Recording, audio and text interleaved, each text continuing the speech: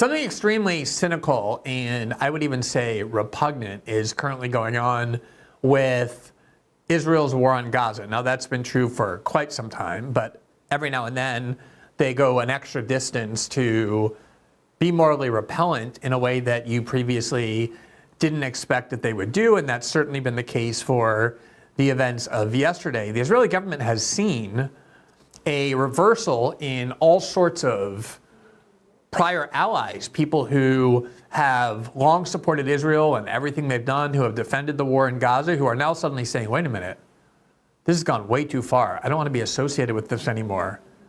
And are suddenly even admitting things like, oh, I made a mistake in supporting it.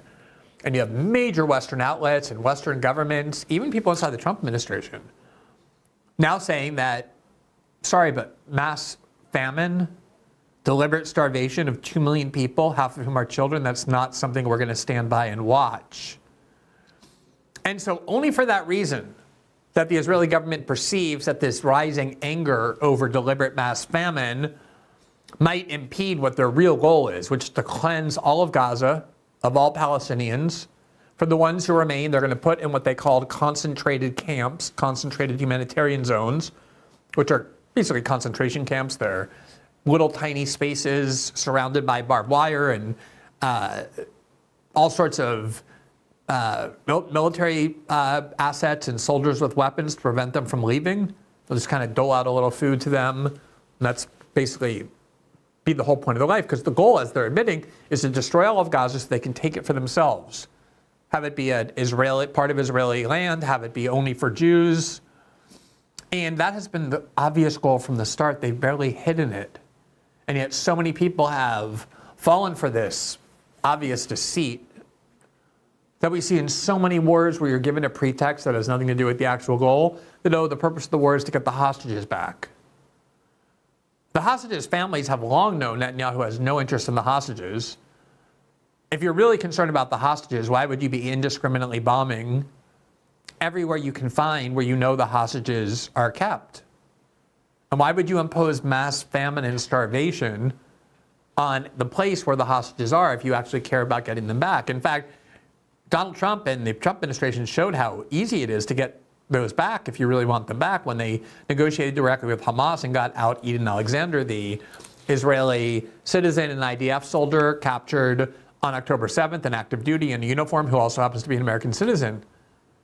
And everybody knows now it doesn't care at all about the hostages. Those are the mascots, the instruments to use to justify what they're doing. And I can't tell you how many times I hear every day, oh, if Hamas wants this to end, they should just give the hostages back. Netanyahu and the Israeli officials, all of them, have repeatedly said that even if Hamas gave the hostages back, we wouldn't stop the war. Because the purpose of the war is not the hostages back or even dismantling Hamas. The purpose of the war is to take Gaza, to flatten it. They're now bombing even the rubble. They want it to be flattened completely, destroy every structure. So there's nowhere for the Palestinians to stay. They just want to make sure that there's nothing but blank land, that turn it into a parking lot. So the Palestinians have no choice but to try and flee and be refugees somewhere, and the ones who are too stubborn to leave and stay will just be in little camps. That's the Israeli plan. And the Israelis now know that everyone knows that's their plan, except for some U.S. loyalists who still deny it, even as Israel explicitly admits it. And as a result, they're recognizing that the world's growing recognition of the true extent of their atrocities, the true extent of their criminality, and always remember the U.S. government, the U.S. worker, is paying for all of this, is arming all of this. This is not some war on the other side of the world that we have nothing to do with. This is an American war, every bit as much as it is an Israeli war. They're starting to realize that they have to do something to give these other countries a pretext to pretend that there's no more famine and the famine is being addressed. Because according to Netanyahu, if they don't create some symbolic effort to allow some tiny amounts of food in, the world will stop it from ultimately doing what it really wants to do. Here is from earlier today. The headline is Netanyahu orders resumption of aid to Gaza. And this is what it says, quote, Israeli Prime Minister Benjamin Netanyahu on Sunday night ordered the resumption of aid to the Gaza Strip, effectively ending a blockade imposed in March. On the recommendation of the IDF and based on the operational need to enable the expansion of the military operation to defeat Hamas. So here's what they're saying. This is a quote from Netanyahu. On the recommendation of the IDF and based on the operational need to enable the expansion of the military operation to defeat Hamas. So they're saying we're about to announce a new policy, and the reason is not because we just suddenly decided mass famine was immoral. It's because we need to enable the expansion of the military operation to defeat Hamas. That's what all this is about. Israel will allow a basic quantity of food to be brought in for the population in order to make certain that no starvation crisis develops in the Gaza Strip. Such a crisis would endanger the continuation of, quote, Operation Gideon's chariots to defeat Hamas, he said, according to a statement from the Prime Minister's office. That is the operation to go in and occupy all of Gaza, control all of Gaza. Quote, Israel will act to deny Hamas's ability to take control of the distribution of humanitarian assistance in order to ensure that the assistance does not reach the Hamas terrorists, the statement added. Now, when they announced that they're going to allow a tiny little bit of food, and I think they allowed in 7 trucks today, when there's 450 trucks filled with food and medicine that have been waiting for weeks to get into Gaza, and they allowed a trickle of them, a tiny little drop in the ocean for what's needed to save people in Gaza. People on Netanyahu's right, the hardcore genocidal fanatics, not that Netanyahu isn't, but the harder core ones actually objected and complained and said, we shouldn't allow any food in. And so Netanyahu had to say, don't worry, we're not going to allow real food in. We're not going to really feed them. This is all just part of the control, the plan for us to take all of Gaza. Here from the Jerusalem Post, the Israeli newspaper, from today, quote, Prime Minister Netanyahu, Israel will control all parts of the Gaza Strip. Quote, the expansion of the operation in Gaza is for the IDF to take control of the entire territory to prevent Hamas from looting humanitarian aid, Prime Minister Benjamin Netanyahu said on Monday. The cabinet decision on Sunday evening to renew such aid was the correct move, he said, since without it, Israel would lose the support of, quote, its closest allies, including U.S. senators who, quote, support Israel unconditionally. The Prime Minister said, quote, we cannot reach a situation of famine, neither professionally nor diplomatically, he said. The video began and ended with the Prime Minister addressing other ministers and right-wing figures who criticized the entry of the humanitarian aid. He said he called the criticism natural, but said his decision revealed, quote, leadership, given that it was unpopular. Can you imagine what it says about Israel? That to have watched 2 million people, the majority of whom are children, and then a huge portion are women, and then men who have nothing to do with Hamas, to sit there and watch them just starve to death is something the Israelis as a whole, as a country, are perfectly happy to watch and to cause, and therefore allowing even little bits and pieces of some flour into Gaza to prevent the world watching them starve to death. That's unpopular in Israel, to allow some food in. Nobody, by the way, is asking Israel to provide the food. The food's there. It comes from international organizations, from world hunger groups, from the UN. The issue isn't that Israel refuses to feed the Palestinians. The issue is that Israel is blocking the entrance of humanitarian trucks that have been furnished by other international aid groups and humanitarian organizations. This article goes on, quote, the video of Netanyahu came a short time after Finance Minister Smotrich called on the Prime Minister in an impromptu press conference to, quote, speak to the public and show leadership. Quote, no aid will reach Hamas, period. Anyone who says otherwise is...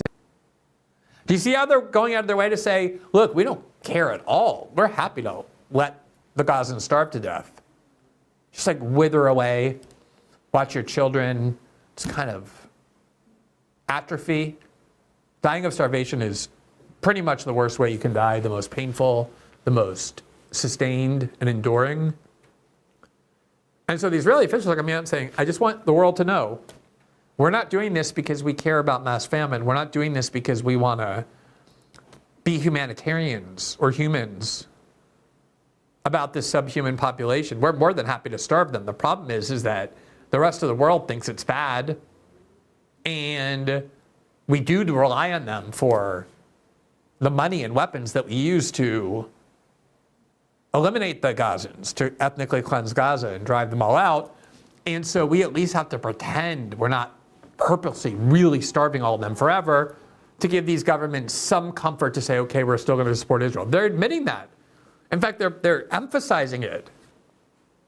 Here from Haaretz, another Israeli daily newspaper, quote, Finance Minister Smotrich, we are destroying everything that remains in Gaza and the world isn't stopping us. This is what the Netanyahu government is saying. We are destroying everything that remains in Gaza and the world isn't stopping us. From the beginning of the war, Israel said, we're going to block all food, all water, all medicine, all electricity from entering Gaza. He said those are subhuman animals, and we're going to treat them as such, or human animals. And they have done so repeatedly. And then the full blockade began on March 2nd, which is more than 2 months ago. We hear from the BBC. Israel blocks entry of all humanitarian aid into Gaza. That was 2.5 months ago. And that has not let up. Right after that announcement, Oxfam International issued a statement, quote, Israel blocks aid to Gaza as Ramadan begins. Oxfam reaction, quote, when our teams assessed the conditions in Gaza in the wake of the January 19th announcement of a temporary ceasefire, they encountered apocalyptic scenes of complete destruction and famine-like conditions.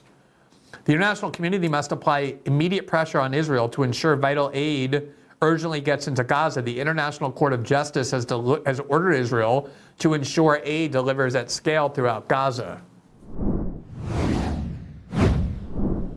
You've heard me talking about Field of Greens and its benefits for some time now. They've been a long-term sponsor of our show, so you probably know it by heart already. But what you might not have heard is that Brickhouse Nutrition's Memorial Day sale is on. For a limited time, you can save 25% off everything with my code MEMORIAL25. That includes, of course, Field of Greens, which is the superfruit and vegetable drink that literally promises that your doctor will notice your improved health or get your money back.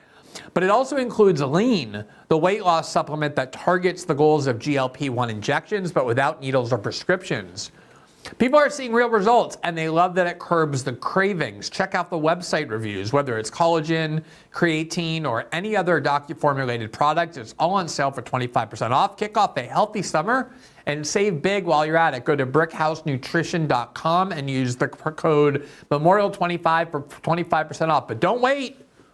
Don't wait. I know some of you like to wait. Don't do it this time. The sale's only on for a few days more. That's brickhousenutrition.com, brickhousenutrition.com. Thanks for watching this clip from System Update, our live show that airs every Monday through Friday at 7 p.m. Eastern, exclusively on Rumble. You can catch the full nightly shows live or view the backlog of episodes for free on our Rumble page. You can also find full episodes the morning after they air across all major podcasting platforms, including Spotify and Apple. All the information you need is linked below. We hope to see you there.